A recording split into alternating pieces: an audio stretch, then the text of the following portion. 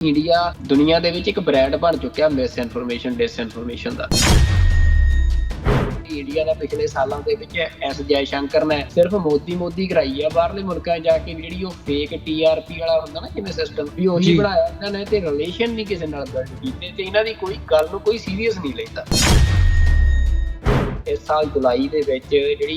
United nation security council ਆ, ਉਹਦੇ ਵਿੱਚ ਜਿਹੜੇ ਨੋਨ ਪਰਮਾਨੈਂਟ ਮੈਂਬਰਸ ਹੁੰਦੇ ਆ, ਤਾਂ ਉਹਦੇ ਪਾਕਿਸਤਾਨ ਦੀ ਟਰਮ ਸ਼ੁਰੂ ਹੋਣੀ ਹੈ ਅਗਲੇ 2 ਸਾਲਾਂ ਦੇ ਵਿੱਚ। ਤੇ ਇਸ ਕਰਕੇ ਜਿਹੜਾ ਇੰਡੀਆ ਆ ਉਹ ਡੈਲੀਗੇਸ਼ਨਸ ਨੂੰ ਫੋਕਸ ਕਰ ਰਿਹਾ, ਪਾਕਿਸਤਾਨ ਉਹਨਾਂ ਦੇ ਵਿੱਚ ਆਪਣੀ ਗੱਲ ਨਾ ਰੱਖ ਸਕੇ, ਤੇ ਅਸੀਂ ਪਹਿਲਾਂ ਜਾ ਕੇ ਉਹਨਾਂ ਦੇ ਉੱਤੇ ਆਪਣਾ ਪ੍ਰਭਾਵ ਪਾ ਦਈਏ। ਵਾਰ ਦੀ ਸਾਰੀ ਕਲੈਸ਼ ਦੇ ਵਿੱਚ ਇੰਡੀਆ ਨੇ ਕੋਸ਼ਿਸ਼ ਕੀਤੀ, ਇੰਡੀਆ ਹਮੇਸ਼ਾ ਕੋਸ਼ਿਸ਼ ਕਰਦਾ ਰਿਹਾ ਕਿ ਪਾਕਿਸਤਾਨ ਦੇ ਉੱਤੇ ਟੈਰਰਿਜ਼ਮ ਦਾ ਧੱਬਾ ਲਾ ਕੇ ਬਾਕੀ ਆਪਣਾ ਸਾਰਾ ਕੁਝ ਉਹਦੇ ਚ ਲੁਕੋ ਲਏ। ਪਰ ਇਸ ਵਾਰ ਅਸੀਂ ਦੇਖਿਆ ਵੀ ਦੁਨੀਆ ਦੇ ਕਿਸੇ ਵੀ ਮੁਲਕ ਨੇ ਜਦੋਂ ਵੀ ਇਸ ਸਾਰੇ ਕਲੈਸ਼ ਬਾਰੇ ਗੱਲ ਕੀਤੀ ਤਾਂ ਉਹਨੇ ਕਿਤੇ ਵੀ ਟੈਰਰਿਜ਼ਮ ਦੀ ਗੱਲ ਨਹੀਂ ਕੀਤੀ। ਹੁਣ ਦੁਬਾਰਾ ਇੰਡੀਆ ਉਹ ਗੱਲ ਪੁਸ਼ ਕਰਨ ਦੀ ਕੋਸ਼ਿਸ਼ ਕਰ ਰਿਹਾ ਹੈ ਇਹਨਾਂ ਡੈਲੀਗੇਸ਼ਨ ਦੇ ਰਾਹੀਂ, ਵੱਖੋ-ਵੱਖ ਮੁਲਕਾਂ ਦੇ ਵਿੱਚ ਇਹਨਾਂ ਨੂੰ ਭੇਜ ਕੇ, ਕਿ ਜਿਹਦੇ 'ਚ ਪਾਕਿਸਤਾਨ ਨੂੰ ਇੱਕ ਟੈਰਰਿਸਟ ਸਟੇਟ ਵਾਂਗ ਪੋਰਟਰੇ ਕਰਨਾ ਕਿ ਪਾਕਿਸਤਾਨ ਜਿਹੜਾ ਆ ਉਹ ਟੈਰਰਿਜ਼ਮ ਨੂੰ ਸਪੋਰਟ ਕਰਦਾ ਹੈ।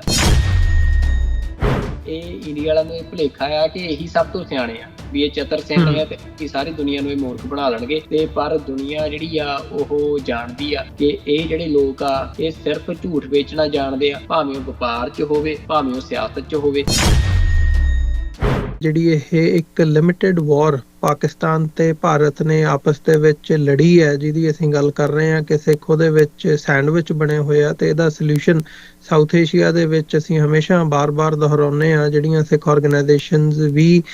ਇਸ ਗੱਲ ਦੇ ਉੱਤੇ ਜਿਹੜਾ ਆ ਉਹ ਫੋਕਸ ਲੈ ਕੇ ਆਉਂਦੀਆਂ ਨੇ ਕਿ ਇਸ ਪ੍ਰੋਬਲਮ ਦਾ ਸੋਲੂਸ਼ਨ ਜਾਂ ਸਾਊਥ ਏਸ਼ੀਆ ਦੇ ਵਿੱਚ ਪੀਸ ਦਾ ਸੋਲੂਸ਼ਨ ਉੱਥੇ ਇੱਕ ਬਫਰ ਇੰਡੀਪੈਂਡੈਂਟ ਸਟੇਟ ਦੀ ਕਾਇਮੀ, ਖਾਲਿਸਤਾਨ ਦੀ ਕਾਇਮੀ ਹੀ ਇੱਕਮਾਤਰ ਜਿਹੜਾ ਉਹ ਸੋਲੂਸ਼ਨ ਹੈ। ਤੇ ਹੁਣ ਅਸੀਂ ਜੇ ਗੱਲ ਇੱਥੇ ਲੈ ਕੇ ਆਈਏ, ਜਿਹੜਾ ਹੁਣ ਇਹ ਸੀਜ਼ਫਾਇਰ ਹੋਇਆ, ਜਿਹਦਾ ਪ੍ਰੈਜ਼ੀਡੈਂਟ ਟਰੰਪ ਨੇ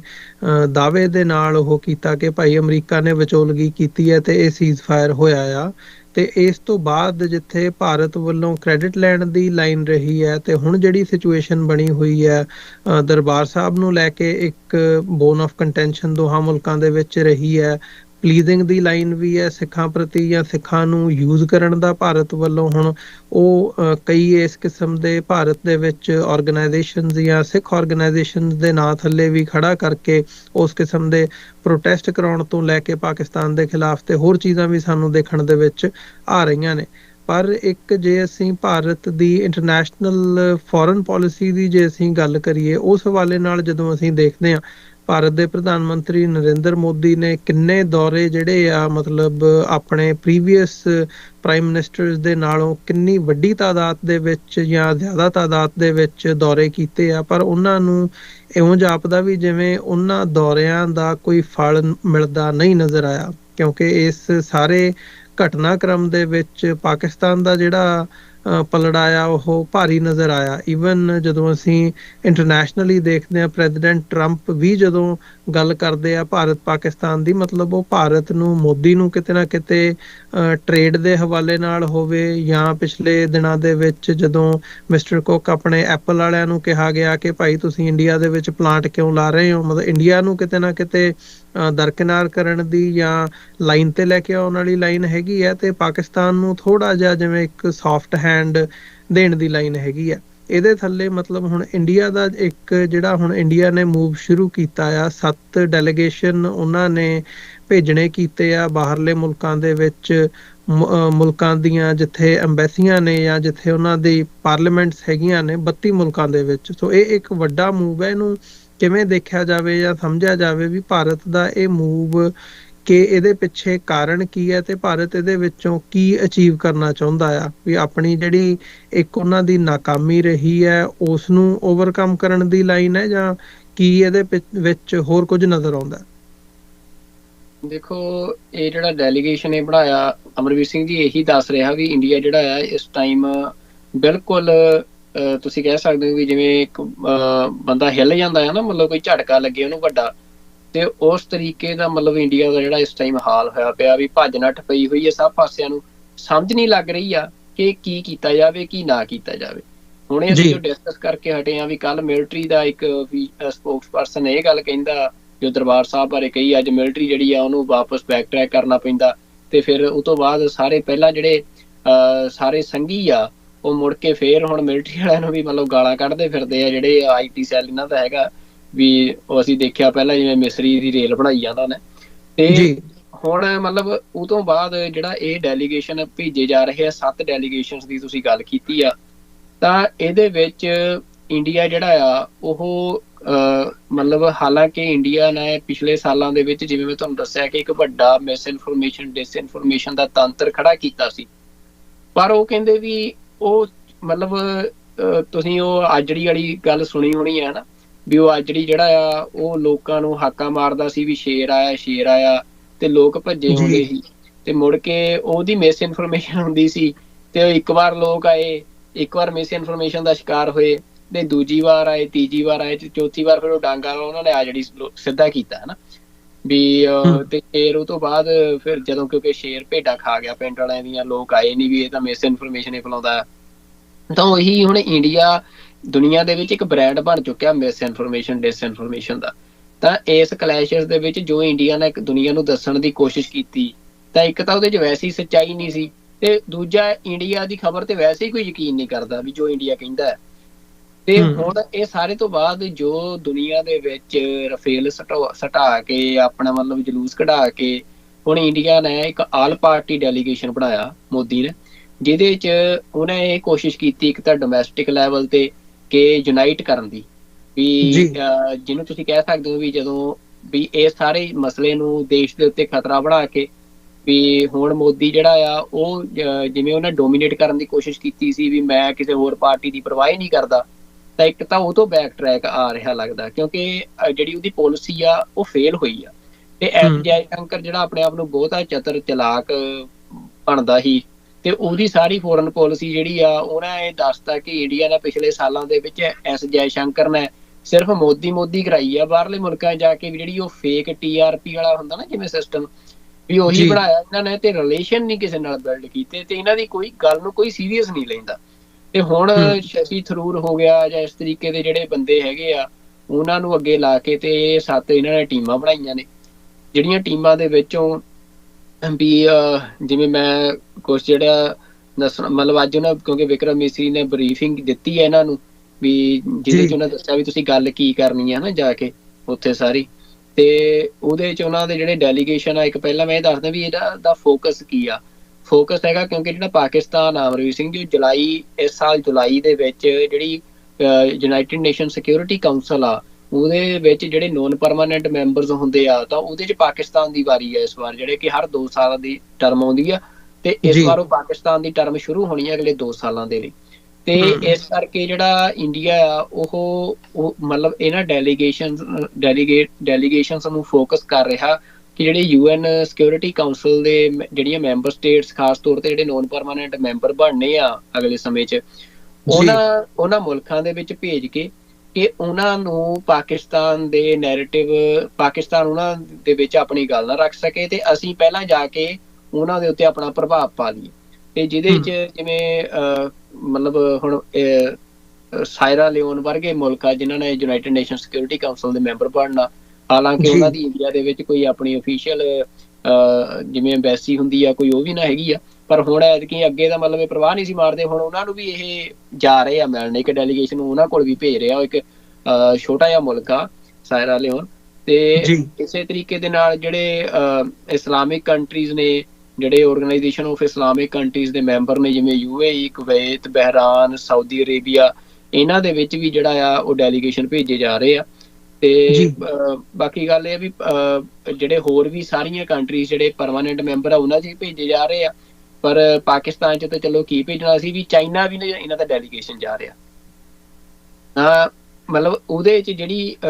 ਮਤਲਬ ਗੱਲਬਾਤ ਜਿਹੜਾ ਮੇਨ ਫੋਕਸ ਆ ਇਹਨਾਂ ਦੀ ਗੱਲਬਾਤ ਦਾ ਉਹ ਇਹ ਆ ਕਿ ਮਤਲਬ ਜਿਹੜਾ ਅਖਬਾਰਾਂ ਦੇ ਵਿੱਚ ਆਈ ਆ ਖਬਰ ਉਹ ਵੀ ਆਪਾਂ ਡਿਸਕਸ ਕਰ ਲੈਂਦੇ ਹਾਂ। ਜਿਹੜਾ ਵੈਸੇ ਮਤਲਬ ਪਤਾ ਲੱਗ ਰਿਹਾ ਆ ਵੀ ਇੱਕ ਤਾਂ ਜਿਹੜਾ ਮੈਂ ਕੋਟ ਕਰਨਾ ਚਾਹੁੰਦਾ ਕਿ the MPs and leaders who are part of these 3 delegations raised several questions on a variety of issues and sought clarifications including on Operation Sindoor, US role, Pakistan and other related issues. ਤੇ ਮਤਲਬ ਇਹ ਸਾਰੇ ਦੇ ਵਿੱਚ ਇੱਕ ਤਾਂ ਉਹ ਕਰ ਰਹੇ ਆ ਕਿ ਜਿਹੜਾ ਪਾਕਿਸਤਾਨ ਟੈਰਰਿਜ਼ਮ, ਕਿਉਂਕਿ ਇਸ ਵਾਰ ਦੀ ਸਾਰੀ ਕਲੈਸ਼ ਦੇ ਵਿੱਚ ਇੰਡੀਆ ਨੇ ਕੋਸ਼ਿਸ਼ ਕੀਤੀ, ਇੰਡੀਆ ਹਮੇਸ਼ਾ ਕੋਸ਼ਿਸ਼ ਕਰਦਾ ਰਿਹਾ ਕਿ ਪਾਕਿਸਤਾਨ ਦੇ ਉੱਤੇ ਟੈਰਰਿਜ਼ਮ ਦਾ ਧੱਬਾ ਲਾ ਕੇ ਬਾਕੀ ਆਪਣਾ ਸਾਰਾ ਕੁਝ ਉਹਦੇ ਚ ਲੁਕੋ ਲਓ। ਪਰ ਇਸ ਵਾਰ ਅਸੀਂ ਦੇਖਿਆ ਵੀ ਦੁਨੀਆ ਦੇ ਕਿਸੇ ਵੀ ਮੁਲਕ ਨੇ ਜਦੋਂ ਵੀ ਇਸ ਸਾਰੇ ਕਲੈਸ਼ ਬਾਰੇ ਗੱਲ ਕੀਤੀ ਤਾਂ ਉਹਨੇ ਕਿਤੇ ਵੀ ਟੈਰਰਿਜ਼ਮ ਦੀ ਗੱਲ ਨਹੀਂ ਕੀਤੀ। ਉਹਨੇ ਭਾਰਤ ਤੇ ਪਾਕਿਸਤਾਨ ਨੂੰ ਇੱਕ ਥਾਂ ਤੇ, ਜੇ ਜ਼ਿਆਦਾਤਰ ਜਿਹੜੀਆਂ ਸਟੇਟਮੈਂਟਸ ਆਈਆਂ ਉਹਨੇ ਦੋਵਾਂ ਮੁਲਕਾਂ ਨੂੰ ਇੱਕ ਥਾਂ ਤੇ ਰੱਖ ਕੇ ਦੇਖਿਆ ਵੀ ਦੋਵੇਂ ਮੁਲਕ ਜਿਹੜੇ ਆ ਉਹਨਾਂ ਦੀ ਆਪਸੀ ਜਿਹੜੀ ਆ ਇੱਕ ਬਰਾਬਰ ਨੇ ਤੇ ਉਹ ਆਪਸ ਚ ਲੜ ਰਹੇ ਆ। ਤੇ ਉਹਦੇ ਚ ਹੁਣ ਦੁਬਾਰਾ ਇੰਡੀਆ ਉਹ ਗੱਲ ਪੁਸ਼ ਕਰਨ ਦੀ ਕੋਸ਼ਿਸ਼ ਕਰ ਰਿਹਾ ਹੈ ਇਹਨਾਂ ਡੈਲੀਗੇਸ਼ਨਸ ਦੇ ਰਾਹੀਂ ਵੱਖੋ-ਵੱਖ ਮੁਲਕਾਂ ਦੇ ਵਿੱਚ ਇਹਨਾਂ ਨੂੰ ਭੇਜ ਕੇ, ਕਿ ਜਿਹਦੇ ਚ ਪਾਕਿਸਤਾਨ ਨੂੰ ਇੱਕ ਟੈਰਰਿਸਟ ਸਟੇਟ ਵਾਂਗ ਪੋਰਟਰੇ ਕਰਨਾ ਕਿ ਪਾਕਿਸਤਾਨ ਜਿਹੜਾ ਆ ਉਹ ਟੈਰਰਿਜ਼ਮ ਨੂੰ ਸਪੋਰਟ ਕਰਦਾ ਹੈ, ਤਾਂ ਕਰਕੇ ਅਸੀਂ ਜਿਹੜਾ ਉਹਨਾਂ ਤੇ ਅਟੈਕ ਕਰਦੇ ਹਾਂ। ਦੂਜਾ ਜਿਹੜੀ ਇਹਨਾਂ ਡੈਲੀਗੇਸ਼ਨਸ ਦੇ ਰਾਹੀਂ ਕੋਸ਼ਿਸ਼ ਕਰ ਰਿਹਾ ਆ ਉਹ ਇਹ ਕਰ ਰਿਹਾ ਵੀ ਜਿਹੜਾ ਇਹ ਚੀਜ਼ ਉੱਭਰ ਕੇ ਸਾਹਮਣੇ ਆਈ ਕਿ ਯੂਐਸ ਨੇ ਜਿਹੜਾ ਆ ਇਹ ਸੀਜ਼ ਫਾਇਰ ਕਰਾਇਆ ਤਾਂ ਇੰਡੀਆ ਉਹਨੂੰ ਨਹੀਂ ਮੰਨਿਆ, ਤਾਂ ਇੰਡੀਆ ਯੂਐਸ ਦੇ ਰੋਲ ਨੂੰ ਜਿਹੜਾ ਆ ਉਹ ਮਤਲਬ ਇਹ ਪ੍ਰਭਾਵ ਦੇਣ ਦੀ ਕੋਸ਼ਿਸ਼ ਕਰ ਰਿਹਾ ਆ ਕਿ ਇਹ ਜਿਹੜੀ ਗੱਲ ਡੈਲੀਗੇਸ਼ਨ ਨੇ ਕਰਨੀ ਹੈ ਜਾ ਕੇ, ਕਿ ਸਾਨੂੰ ਜਿਹੜਾ ਪਾਕਿਸਤਾਨ ਨੇ ਹੀ ਅਪਰੋਚ ਕੀਤਾ 10 ਮਈ ਨੂੰ ਕਿ ਜਿਹੜਾ DGMO ਆ ਪਾਕਿਸਤਾਨ ਦਾ, ਕਿ ਉਹਨਾਂ ਦੀ ਫੋਨ ਕਾਲ ਆਈ ਹੋਟਲਾਈਨ ਤੇ ਕਿ ਸੀਜ਼ ਫਾਇਰ ਵਾਸਤੇ। ਤੇ ਬਾਕੀ ਉਹਨਾਂ ਦੀ ਸਟੇਟਮੈਂਟ ਇੰਡੀਆ ਦੀ ਇਹ ਹੈ ਕਿ ਬਾਕੀ ਹੋਰ ਕਈ ਮੁਲਕ, ਅਮਰੀਕਾ ਦਾ ਤਾਂ ਉਹ ਜ਼ਿਕਰ ਹੀ ਨਹੀਂ ਨਾ ਕਰ ਰਹੇ, ਉਹ ਕਹਿ ਰਹੇ ਆ ਕਿ ਹੋਰ ਕਈ ਮੁਲਕ ਜਿਹੜੇ ਆ ਉਹਨਾਂ ਦੇ ਨਾਲ ਬੈਕਡਰੋਪ ਦੇ ਵਿੱਚ ਗੱਲਬਾਤ ਜਿਹੜੀ ਆ ਚੱਲ ਰਹੀ ਸੀ, ਪਰ ਸੀਜ਼ ਫਾਇਰ ਵਾਸਤੇ ਜਿਹੜੀ ਗੱਲਬਾਤ ਹੋਈ ਹੈ ਸਿਰਫ ਇੰਡੀਆ ਤੇ ਪਾਕਿਸਤਾਨ ਦੀ ਹੋਈ ਹੈ, ਤੇ ਉਹਦੇ ਚ ਵੀ ਪਾਕਿਸਤਾਨ ਨੇ ਪਹਿਲੀ ਕਾਲ ਕੀਤੀ ਆ। ਮਤਲਬ ਇੰਡੀਆ ਇਹ ਪ੍ਰਭਾਵ ਦੇਣ ਦੀ ਕੋਸ਼ਿਸ਼ ਕਰ ਰਿਹਾ। ਤੇ ਦੂਜਾ ਇਹ ਹੈ ਜੀ ਵੀ ਮਤਲਬ ਜਿਹੜਾ ਚਾਈਨਾ ਆ, ਮਤਲਬ ਉਹ ਜਿਵੇਂ ਬੇਸਿਕਲੀ ਵੈਸਟਰਨ ਕੰਟਰੀਜ਼ ਦੇ ਵਿੱਚ ਇਹ ਐਂਟੀ ਚਾਈਨਾ ਜਿਹੜਾ ਆਪਣਾ ਸਟਾਂਸ ਆ ਉਹਨੂੰ ਵੇਚਣ ਦੀ ਕੋਸ਼ਿਸ਼ ਕਰਨਗੇ, ਤੇ ਇਸ ਕਰਕੇ ਚਾਈਨਾ 'ਚ ਨਹੀਂ ਜਾ ਰਹੇ ਆ। ਹਾਲਾਂਕਿ ਜਿਹੜੀਆਂ ਇਹਨਾਂ ਦੀਆਂ ਸਟੇਟਮੈਂਟਸ ਨੇ ਉਹਦੇ 'ਚ ਜਿਹੜਾ ਤਾਂ ਮੈਂ ਅੱਜ ਜ਼ਰੂਰ ਇੱਕ ਖਬਰ ਸਾਂਝੀ ਕਰਨੀ ਚਾਹੁੰਦਾ ਆ ਆਪਣੇ ਦਰਸ਼ਕਾਂ ਦੇ ਨਾਲ, ਜਿਹਦੇ 'ਚ ਇਹਨਾਂ ਦੇ ਜਿਹੜੇ ਡਿਫੈਂਸ ਵਾਸਤੇ ਕੰਮ ਕਰਦਾ ਜਿਹੜਾ ਇੱਕ ਰਿਸਰਚ ਗਰੁੱਪ ਆ, ਉਹਨਾਂ ਨੇ ਇਹ ਗੱਲ ਕਹੀ ਹੈ ਜੀ ਕਿ ਜਿਹੜਾ ਚਾਈਨਾ ਨੇ ਫੈਸਿਲਿਟੇਟ ਕੀਤਾ ਸੈਟੇਲਾਈਟਸ ਦੇ ਜ਼ਰੀਏ ਕਿ ਜਿਹੜਾ ਪਾਕਿਸਤਾਨ ਨੇ ਅਟੈਕ ਕੀਤਾ ਇੰਡੀਆ ਦੇ ਉੱਤੇ। ਬੇਸਿਕਲੀ ਇਹ ਕਹਿਣਾ ਚਾਹ ਰਹੇ ਆ ਕਿ ਚਾਈਨਾ ਨੇ ਜਿੱਥੇ ਜਹਾਜ਼ ਚਾਈਨਾ ਦੇ ਸੀ, ਜਿੱਥੇ ਮਿਸਾਈਲਾਂ ਚਾਈਨਾ ਦੀਆਂ ਸੀ, ਉੱਥੇ ਨਾਲ ਹੀ ਇੰਡੀਆ ਹੁਣ ਇਹ ਗੱਲ ਕਹਿ ਰਿਹਾ ਕਿ ਜਿਹੜੀ ਸਟ੍ਰੈਟਜੀ ਸੀ, ਜਿਸ ਸਟ੍ਰੈਟਜੀ ਦੇ ਨਾਲ ਹਿੱਟ ਕੀਤਾ ਗਿਆ ਇੰਡੀਆ ਨੂੰ, ਉਹ ਵੀ ਚਾਈਨਾ ਦੀ ਸੀ, ਉਹ ਵੀ ਚਾਈਨੀਜ਼ ਸੀ। ਤੇ ਉਹ ਜਿਹੜੇ ਸਟ੍ਰੈਟਜਿਸਟ ਆ ਉਹ ਬਲਕਿ ਉਹ ਕਹਿ ਰਹੇ ਆ ਕਿ ਜਿਹੜਾ ਉਸ ਟਾਈਮ ਪਾਕਿਸਤਾਨ ਦੇ ਵਿੱਚ ਬੈਠ ਕੇ ਉਹਨਾਂ ਨੇ ਪਾਕਿਸਤਾਨ ਦੀ ਜਿਹੜੀ ਸਾਰੀ ਸਟ੍ਰੈਟਜੀ ਬਿਲਡ ਕੀਤੀ, ਤੇ ਜਿਹਦੇ 'ਚ ਜਿਹੜਾ ਸਪੇਸ ਇਨਫਰਾਸਟਰਕਚਰ ਆ ਚਾਈਨਾ ਦਾ ਉਹਨੂੰ ਯੂਜ਼ ਕੀਤਾ ਗਿਆ, ਤੇ ਫਿਰ ਜਿਹਦੇ ਨਾਲ ਜਿਹੜੇ ਰਫੇਲ ਆ ਉਹ ਹਿੱਟ ਕੀਤੇ ਗਏ ਆ। ਤਾਂ ਇਹ ਚਾਈਨਾ ਇਸ ਕਰਕੇ ਮਤਲਬ ਚਾਈਨਾ ਬਾਰੇ ਜਿਹੜਾ ਇਹਨਾਂ ਦਾ ਦੀ ਅਪਰੋਚ ਆ ਉਹ ਇਹੋ ਜਿਹੀ ਆ। ਹੁਣ ਅੱਗੇ ਉਹ ਕਿਵੇਂ, ਮਤਲਬ ਅਸੀਂ ਪਹਿਲਾਂ ਵੀ ਡਿਸਕਸ ਕਰ ਚੁੱਕੇ ਹਾਂ ਵੀ ਜਿਹੜੀ ਇਹ ਟਕਰਾਅ ਆ, ਇਹ ਟਕਰਾਅ ਨੂੰ ਇਹ ਨਾ ਮੰਨਿਆ ਜਾਵੇ ਕਿ ਸੀਜ਼ ਫਾਇਰ ਸਦੀਵੀ ਆ। ਇਹ ਇਸ ਤੋਂ ਬਾਅਦ ਕਾਫੀ ਕੁਛ ਜਿਹੜਾ ਅੱਗੇ ਅਨਫੋਲਡ ਹੋਣ ਦੀਆਂ ਸੰਭਾਵਨਾਵਾਂ ਇਸ ਖਿੱਤੇ 'ਚ ਬਣੀਆਂ ਹੋਈਆਂ ਅਮਰਵੀਰ ਸਿੰਘ ਜੀ। ਤਾਂ ਇੰਡੀਆ ਜਿਹੜੇ ਇਹਨਾਂ ਡੈਲੀਗੇਸ਼ਨਸ ਦੇ ਰਾਹੀਂ ਕੋਸ਼ਿਸ਼ ਕਰ ਰਿਹਾ, ਉਹਨੂੰ ਕਿੰਨਾ ਕੁ ਬੂਰ ਪੈਂਦਾ, ਪਰ ਬੂਰ ਉਸ ਗੱਲ ਨੂੰ ਪਊ ਜਿਹਦੇ 'ਚ ਕੋਈ ਸੱਚ ਹੋ। ਮਤਲਬ ਦੁਨੀਆ ਕੱਲਾ, ਮਤਲਬ ਇਹ ਇੰਡੀਆ ਵਾਲਿਆਂ ਨੂੰ ਇਹ ਭੁਲੇਖਾ ਆ ਕਿ ਇਹੀ ਸਭ ਤੋਂ ਸਿਆਣੇ ਆ, ਵੀ ਇਹ ਚਤਰ ਸਿਆਣੇ ਆ ਤੇ ਸਾਰੀ ਦੁਨੀਆ ਨੂੰ ਇਹ ਮੂਰਖ ਬਣਾ ਲੈਣਗੇ। ਤੇ ਪਰ ਦੁਨੀਆ ਜਿਹੜੀ ਆ ਉਹ ਜਾਣਦੀ ਆ ਕਿ ਇਹ ਜਿਹੜੇ ਲੋਕ ਆ ਇਹ ਸਿਰਫ ਝੂਠ ਵੇਚਣਾ ਜਾਣਦੇ ਆ, ਭਾਵੇਂ ਉਹ ਵਪਾਰ 'ਚ ਹੋਵੇ, ਭਾਵੇਂ ਉਹ ਸਿਆਸਤ 'ਚ ਹੋਵੇ। ਤਾਂ ਇਸ ਕਰਕੇ ਮੈਨੂੰ ਨਹੀਂ ਲੱਗਦਾ ਕਿ ਜਿਹੜੇ ਡੈਲੀਗੇਸ਼ਨਸ ਇਹ ਭੇਜ ਰਹੇ ਆ ਇਹ ਕੋਈ ਇਹਨਾਂ ਦੇ ਮਤਲਬ ਯਤਨਾਂ ਨੂੰ ਬੂਰ ਪੈਣਾ ਆ। ਦੁਨੀਆ ਇਸ ਟਾਈਮ ਜਾਣ ਚੁੱਕੀ ਆ ਕਿ ਇੰਡੀਆ, ਜੇ ਆਪਾਂ ਕਹੀਏ ਕਿ ਜਿਹੜਾ ਇੰਡੀਆ ਨੇ ਉਹ ਭਰਮ ਸਿਰਜਣ ਦੀ ਕੋਸ਼ਿਸ਼ ਕੀਤੀ ਸੀ, ਵਿਸ਼ਵ ਗੁਰੂ ਵਾਲਾ, ਇੱਕ ਤਾਂ ਉਹਦਾ ਭਾਂਡਾ ਫੁੱਟਿਆ ਜੀ। ਇਹਨਾਂ ਦੇ ਕੋਲ ਆਬਾਦੀ ਜ਼ਰੂਰ ਆ, ਪਰ ਉਹ ਆਬਾਦੀ 'ਚ ਲੜਨ ਦੀ ਸਮਰੱਥਾ ਕਿੰਨੀ ਕਾ ਉਹ ਦੁਨੀਆ ਨੇ ਇਸ ਵਾਰ ਦੇਖ ਲਿਆ। ਤੇ ਦੂਜਾ ਮੇਕ ਇਨ ਇੰਡੀਆ ਦਾ ਇਹਨਾਂ ਨੇ ਇੱਕ ਸਿਰਜਿਆ ਸੀ ਵੀ ਮੇਕ ਇਨ ਇੰਡੀਆ, ਅਸੀਂ ਆਪਣਾ ਸਾਰਾ ਕੁਝ ਬਣਾਵਾਂਗੇ, ਸਾਡੇ ਕੋਲ ਟੈਕਨੋਲੋਜੀ ਆ। ਉਹ ਵੀ ਦੁਨੀਆ ਨੇ ਦੇਖ ਲਿਆ ਕਿ ਜਿਹੜੇ ਬੰਦਿਆਂ ਤੋਂ ਮਤਲਬ ਫਿਰ ਰਫੇਲ ਵਾਲੇ ਜਿਹੜੇ ਆ ਉਹ ਪਿੱਟ ਰਹੇ ਆ ਵੀ ਸਾਡਾ ਅਜੇ ਤੱਕ ਜਹਾਜ਼ ਨਹੀਂ ਸੀ ਡਿੱਗਿਆ, ਤੇ ਇਹਨਾਂ ਨੂੰ ਦਿੱਤਾ ਤੇ ਇਹਨਾਂ ਨੇ ਸਾਡਾ ਜਹਾਜ਼ ਗਿਰਾ ਦਿੱਤਾ, ਉਹਨਾਂ ਦੇ ਸਟੋਕ ਡਿੱਗੇ ਸਾਰੇ। ਵੀ ਜਿਹੜੇ ਮੁਲਕ ਤੋਂ ਜਿਹੜੀ ਟੈਕਨੋਲੋਜੀ ਜਿਹੜਾ ਚਲਾ ਨਹੀਂ ਸਕਦਾ ਤੇ ਉਹ ਬਣਾਉਣਾ ਤਾਂ ਉਹਦੇ ਬੱਸੋਂ ਬਾਹਰ ਦੀ ਗੱਲ ਆ। ਤੇ ਉਸ ਤੋਂ ਬਾਅਦ ਮਤਲਬ ਇਹ ਜਿੱਥੇ ਇਹ ਸੈਟਬੈਕ ਲੱਗੇ ਆ ਇੰਡੀਆ ਨੂੰ, ਉੱਥੇ ਨਾਲ ਦੀ ਨਾਲ ਵੀ ਜਿਹੜਾ ਇਸ ਸਾਊਥ ਏਸ਼ੀਆ ਦੇ ਖਿੱਤੇ ਦੇ ਵਿੱਚ ਜੋ ਇੰਡੀਆ ਨੂੰ ਇਸ ਟਾਈਮ ਲੱਗ ਰਿਹਾ ਸੀ, ਜਿਹਦੇ ਚੋਂ ਇੰਡੀਆ ਨੇ ਟਰਾਂਸਨੈਸ਼ਨਲ ਰਿਪਰੈਸ਼ਨ ਜਿਹੜੇ ਖਾਸ ਤੌਰ ਤੇ ਸਿੱਖਾਂ ਦੇ ਖਿਲਾਫ ਉਹ ਜਿਹੜਾ ਸ਼ੁਰੂ ਕੀਤਾ, ਵੀ ਸਾਡੀ ਇਸ ਟਾਈਮ ਦੁਨੀਆ ਨੂੰ ਲੋੜ ਆ, ਅਸੀਂ ਇੱਕ ਵੱਡੀ ਤਾਕਤ ਆ ਸਾਊਥ ਏਸ਼ੀਆ ਦੇ ਵਿੱਚ, ਤੇ ਉਹ ਜਿਹੜਾ ਸਾਰਾ ਵਹਿਮ ਸੀ ਉਹ ਵੀ ਇਸ ਟਾਈਮ ਨਿਕਲਿਆ। ਤਾਂ ਜਿਹੜਾ ਇਸ ਸਾਰੀ ਚੀਜ਼ ਨੇ, ਇਹ ਜਿਹੜਾ 2 ਦਿਨਾਂ ਦਾ ਟਕਰਾਅ ਹੋਇਆ ਅਮਰਵੀਰ ਸਿੰਘ ਜੀ, ਇਹਨੇ ਇੰਡੀਆ ਦੇ ਉੱਤੇ ਬਹੁਤ ਜ਼ਿਆਦਾ ਗੰਭੀਰ ਪ੍ਰਭਾਵ ਜਿਹੜੇ ਆ ਪਾਉਣੇ ਆ, ਖਾਸ ਤੌਰ ਤੇ ਫੋਰਨ ਪਾਲਿਸੀ ਦੇ ਉੱਤੇ। ਤੇ ਮੈਨੂੰ ਲੱਗਦਾ ਵੀ ਇੰਡੀਆ ਹੁਣ ਕੋਸ਼ਿਸ਼ ਕਰ ਰਿਹਾ ਆ ਉਹ ਕੁਛ ਚੀਜ਼ਾਂ ਨੂੰ ਸਮੇਟਣ ਦੀ, ਪਰ ਉਹ